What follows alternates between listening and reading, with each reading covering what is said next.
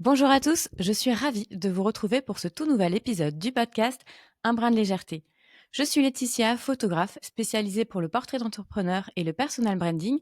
Et dans ce podcast, j'avais envie de donner la parole aux entrepreneurs qui, chacun à leur manière, apportent un petit peu de légèreté dans la vie de leurs clients.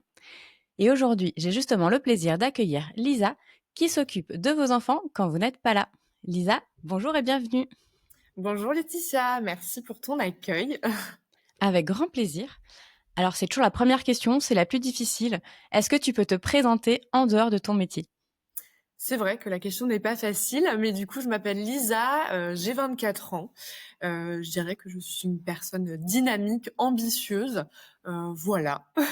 Donc c'est vrai que c'est difficile de se présenter sans présenter son métier parce que du coup, bah, voilà, c'est le cœur, on va dire, du podcast d'aujourd'hui. Donc voilà. Mais c'est parfait, ça m'ira très très bien. Alors justement, est-ce que tu peux nous parler de ton métier? Tu es une jeune entrepreneur et tu as lancé une super entreprise. Donc vas-y, parle-nous de ton C'est ça. entreprise. Donc moi, je viens d'ouvrir, tout récemment, bah, il y a 6 mois maintenant, une agence de garde d'enfants à domicile sur le secteur, d'Aubernay. Donc Baby Chou Service, en fait, c'est un réseau de franchise. On est là pour, épauler, les parents au quotidien, dans les solutions de garde, les plus adaptées, en fait, à leurs besoins. Et au-delà, du coup, de proposer des solutions de garde, je recrute aussi, du coup, des intervenantes, qualifiées, expérimentées, pour justement répondre, en fait, aux besoins des familles qui font appel à nous et qui nous font, confiance, quotidiennement. Voilà.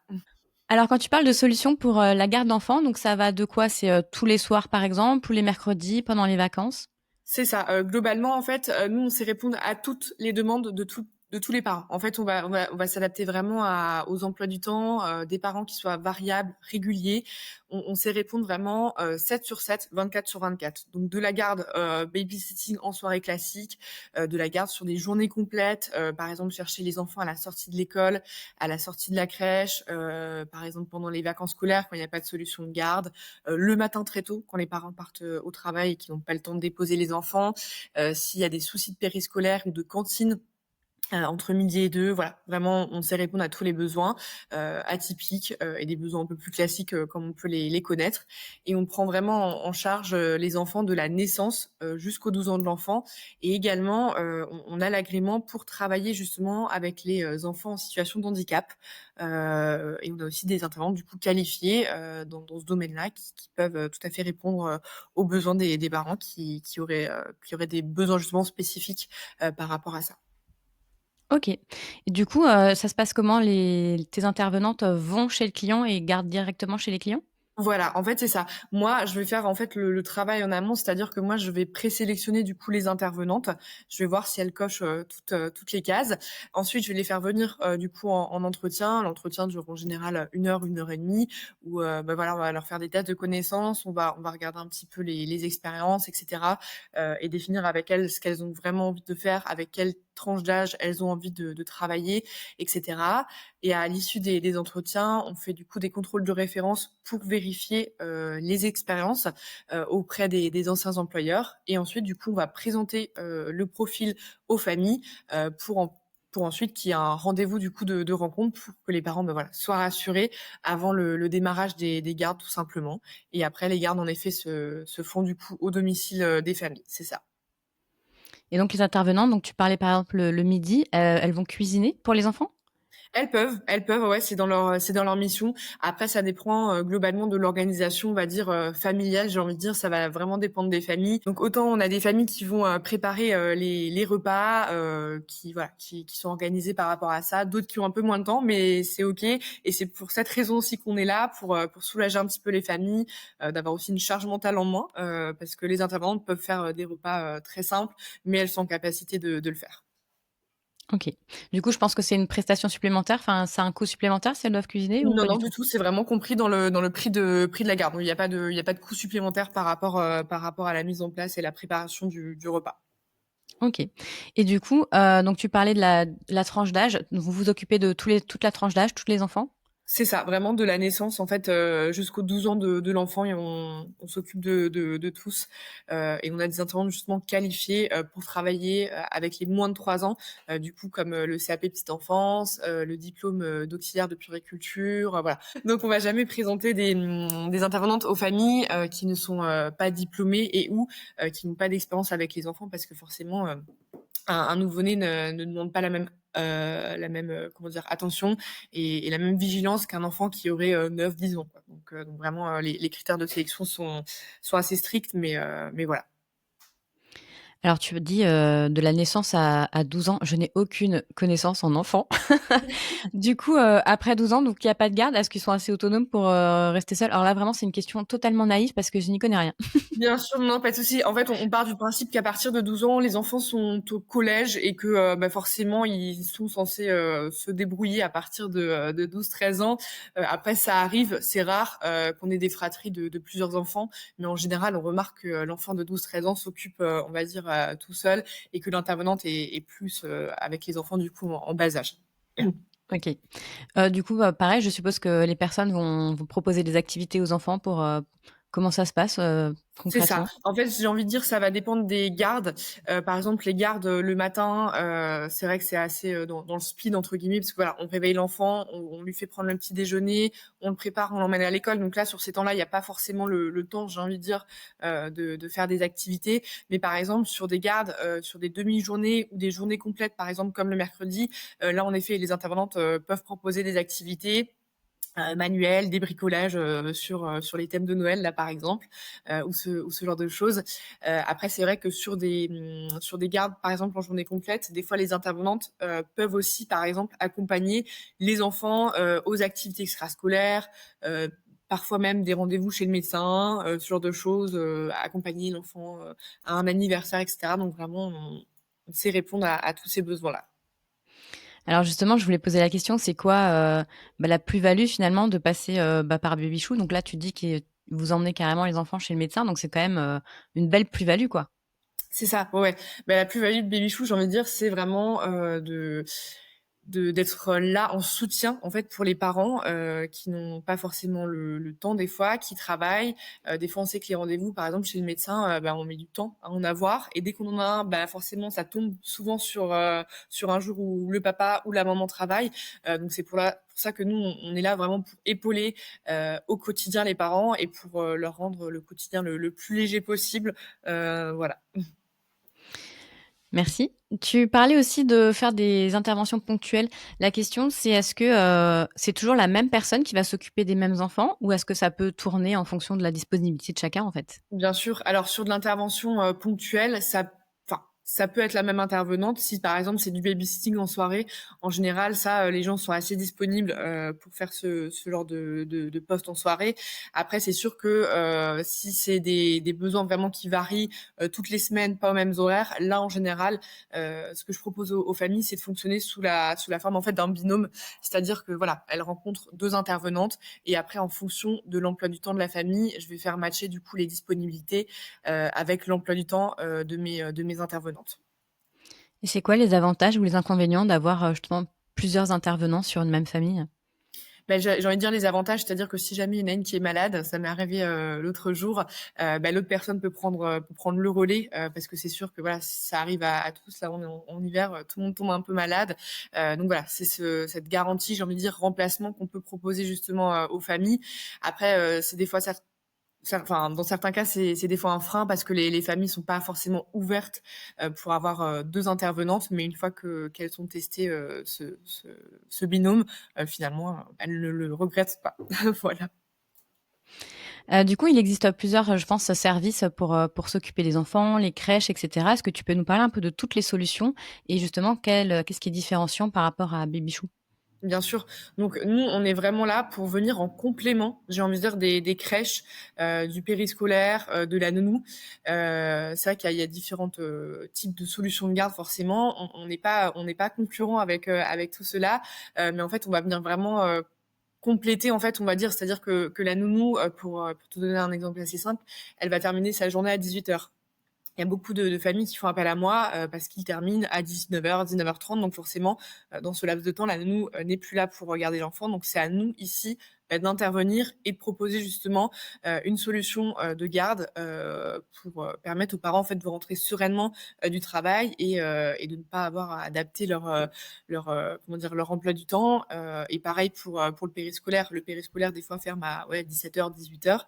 Pareil, si le parent rentre plus tard, nous, on est là pareil pour les épauler et c'est le même principe finalement avec la crèche, quoi. Des fois, les crèches ou même les écoles ouvrent à une certaine heure le matin. Des fois, j'ai des parents qui commencent assez tôt, à 5-6 heures du matin. Donc pareil, en fait, on est là vraiment pour les épauler au quotidien. Donc là, tu parles de les épauler justement, après le périscolaire et cetera, mais tu peux aussi, proposer une garde complète à la place du périscolaire, du coup?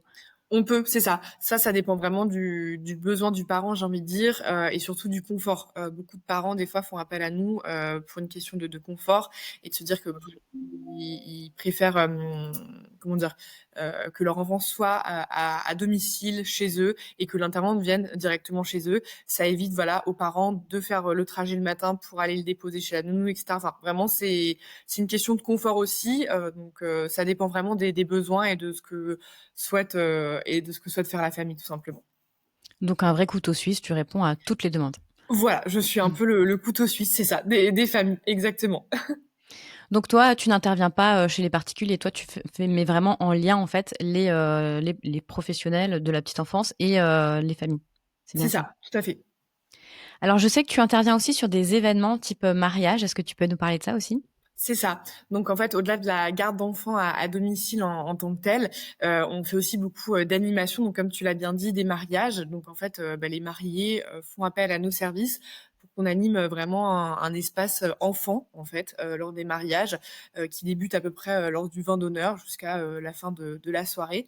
Donc on est vraiment là pour créer un véritable espace, pour les enfants.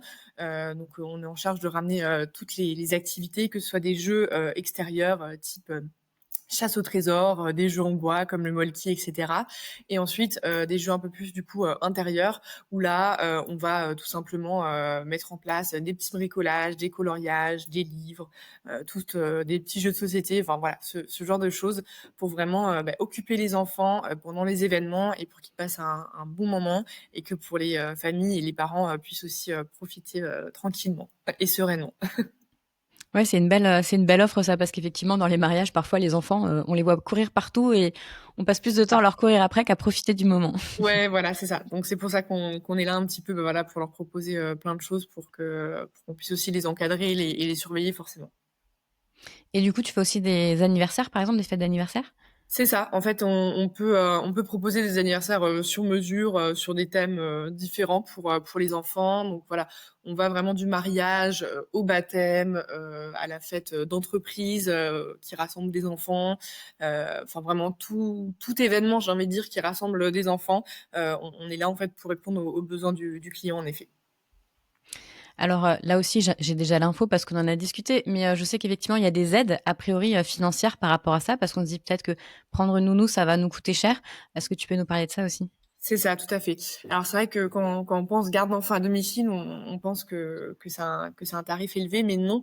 En fait, la CAF, va venir en aide en fait aux familles, peu importe, le revenu et en fait la CAF va prendre en charge 85 de la facture. Donc ce qui est, quand même, vraiment très avantageux. Du coup, les familles, finalement ont un reste à charge de 15 et à la fin du coup, avec l'avantage fiscal, parce qu'il y a aussi l'avantage fiscal en plus des aides de la CAF, on est sur un coût horaire entre 2 et 5 € de l'heure. Et ça fonctionne du coup, pour les enfants, jusqu'à 6 ans. À partir du moment où le dernier enfant de la fratrie du coup, il y aura du coup, l'avance immédiate du crédit d'impôt. C'est-à-dire que là, on n'a plus le droit aux aides de la CAF malheureusement, mais l'avance immédiate, du crédit d'impôt se met en place. C'est-à-dire que tous les mois, les familles payeront, du coup que, la moitié de leur facture. Voilà. Super, donc très avantageux finalement, En effet, donc tu t'adaptes à tout, c'est pas très cher, donc c'est vraiment la solution parfaite. c'est ça. Justement, je pense aussi, solution parfaite, dans le sens souvent la crèche ou ce genre de choses, quand les enfants sont un peu malades, ben, on peut pas les y déposer. Non, Je suppose que ça pose pas de problème avec, tes non intervenants? plus. Non plus, ouais, OK. ça c'est des gardes, qu'on a l'habitude, également de faire si l'enfant est malade. Voilà, les parents font appel aussi à nos services. Après bien sûr, on regarde en amont, si ça ne dérange pas l'intervenante d'intervenir justement, auprès d'un enfant qui est malade et qui peut potentiellement, nous contaminer. Mais globalement, voilà, ça pose pas de souci et puis si vraiment, on peut porter des masques ou ce genre de choses. Mais en effet, on est aussi là pour répondre à ce type de besoin. Et du coup, vous intervenez aussi, en dernière minute parce que justement un enfant qui est malade peut pas aller à l'école. Ou Mmh. tu arrives à trouver des solutions, de dernière C'est minute? ça. Ouais, ouais. En général, on trouve des solutions, on peut trouver, enfin, on peut répondre aux parents sous 48 heures, voire des fois 24 heures.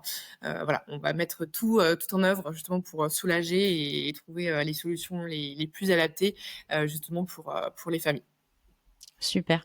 Donc là, on a parlé un petit peu, des enfants. Est-ce qu'on peut aussi parler un peu des intervenantes? Qu'est-ce que tu leur apportes justement, Bien sûr. Donc moi, en fait, ce que je rapporte aux intervenantes, globalement, bah, je crée, finalement de l'emploi. Je leur permets d'avoir un complément de revenu parce que majoritairement, c'est des compléments de revenus que je vais proposer, que ce soit pour des étudiantes qui cherchent, voilà, à arrondir les fins de mois ou alors avoir un petit job étudiant, à côté le week-end.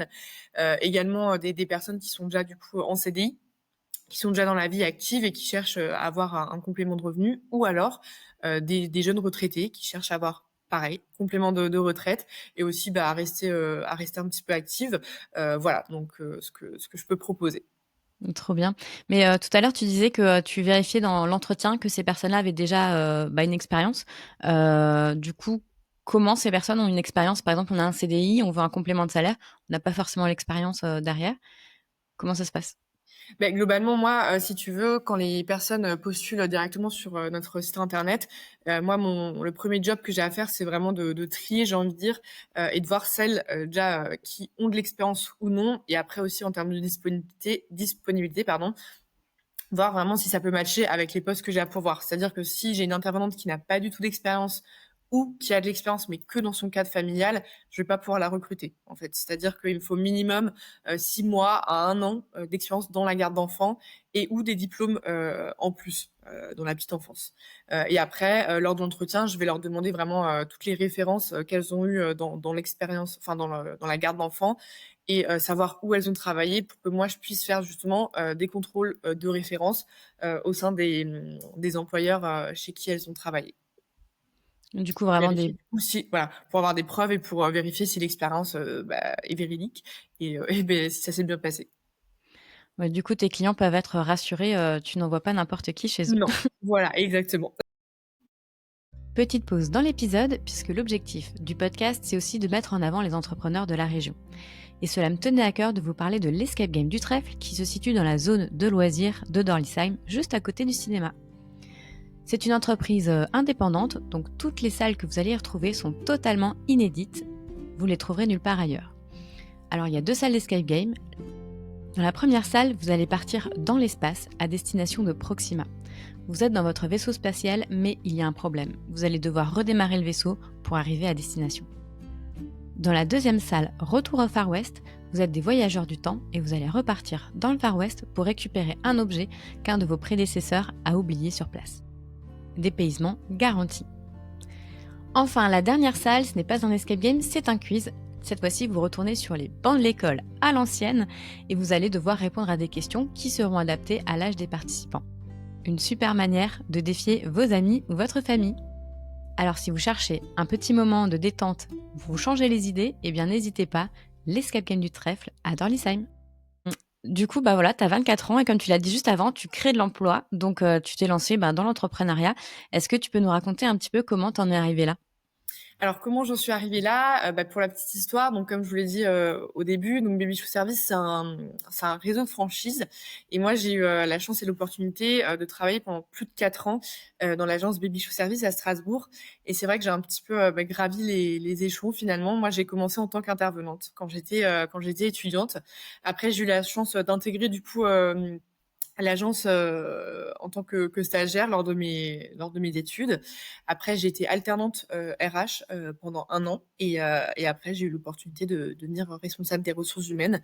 Et après, bah, voilà, je me suis lancée, dans le grand bain et je suis devenue, franchisée.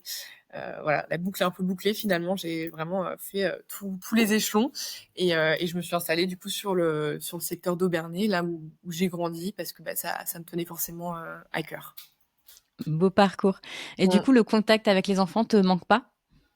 Si, un petit peu. C'est vrai que des fois ça me manque, mais tu vois, la dernière fois j'étais sur une animation mariage pour un petit peu justement former mes équipes lors de la saison de mariage qui va commencer, qui commence en général au mois de mai.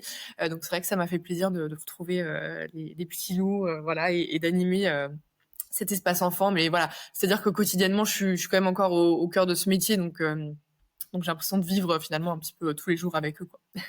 Parce que c'est vrai, quand on est entrepreneur, on a un métier de base et au final, après, on a plein de casquettes et finalement, le métier de base, on le fait pas beaucoup C'est finalement. ça. En fait, le métier de base, finalement, on le fait plus parce qu'il y a tellement d'autres casquettes que je connaissais pas finalement avant d'entreprendre. Mais finalement, j'adore mon quotidien, quoi. Je ne regrette pas. Alors justement, c'est quoi la plus belle chose dans ton quotidien d'entrepreneur? Et la plus belle chose, j'ai envie de dire, c'est cette liberté en tant qu'entrepreneur, cette liberté de décider, voilà, de ce qu'on va faire sur une journée, de faire vraiment son planning.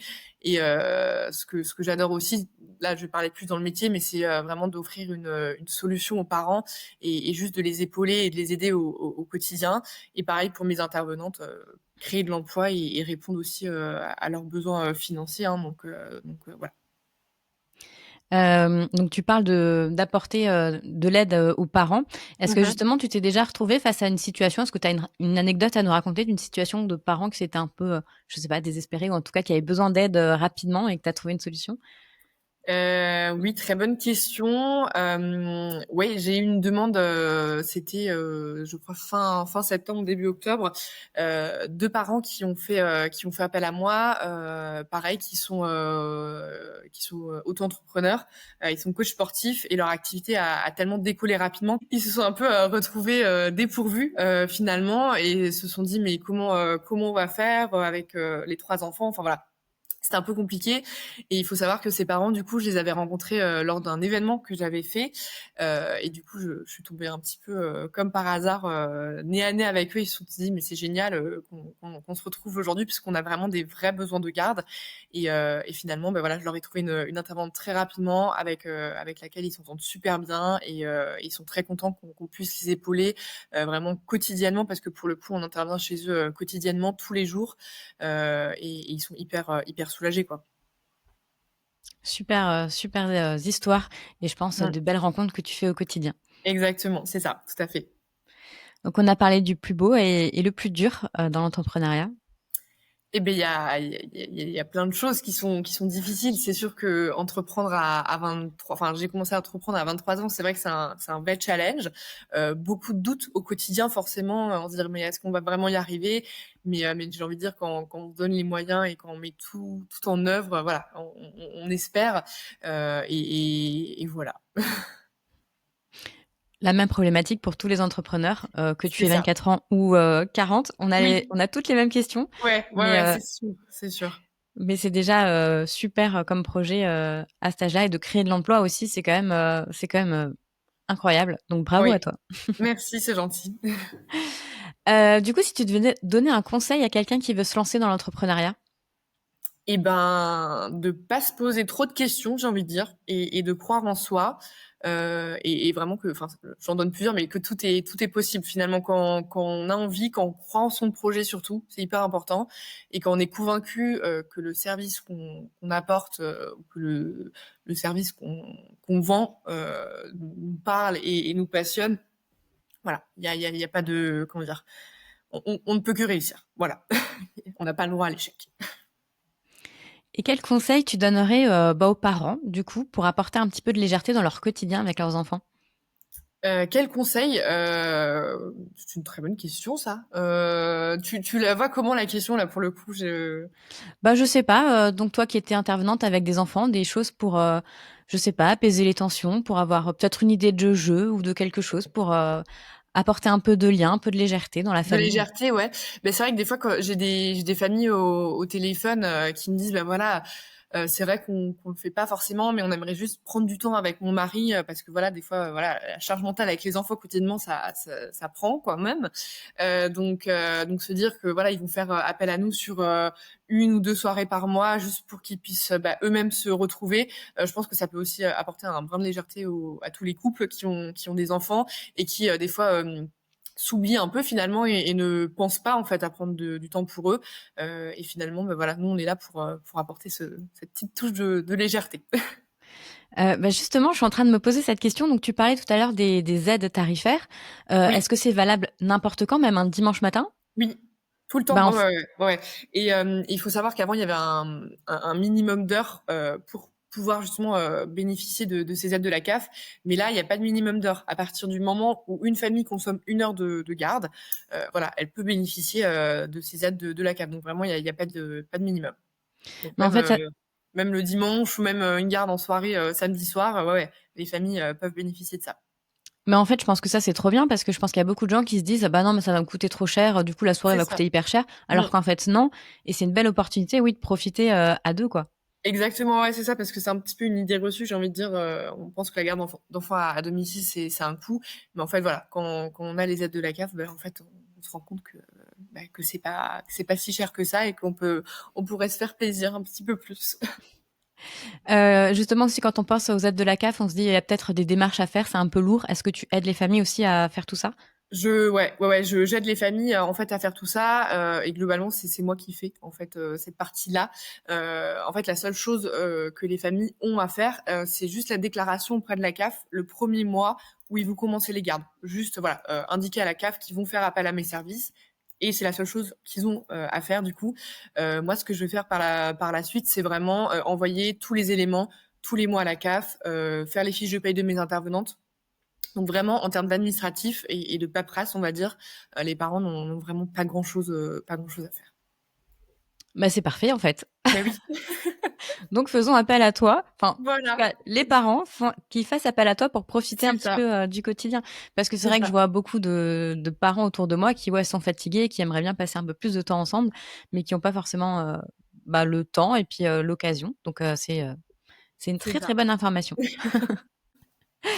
Écoute, je pense qu'on a fait le tour. Est-ce que tu as d'autres choses à ajouter, sur ton métier ou sur le métier d'entrepreneur? Écoute, je pense avoir fait le tour et expliqué, bien dans les détails justement, voilà, toutes ces choses pratiques et utiles et toutes ces aides justement que les familles peuvent avoir et peuvent percevoir justement grâce à nos services et voilà. Super. Du coup, si les familles veulent te retrouver, où est-ce qu'ils peuvent, aller? Alors, dans un premier temps, donc moi j'ai un local donc sur Obernai, enfin une agence sur Obernai, place de l'Étoile, donc vraiment en face du manège. Donc si jamais ils veulent pousser la porte, c'est avec grand plaisir. Ou alors on a un site internet où ils peuvent, faire une demande d'inscription, directement, via notre, site internet et moi je les recontacterai pour, voilà, connaître, leurs besoins et savoir comment, on peut les épauler. Super. Pour terminer, dernière question, toi, au quotidien, qu'est-ce que tu fais pour apporter un petit peu de légèreté dans ta vie?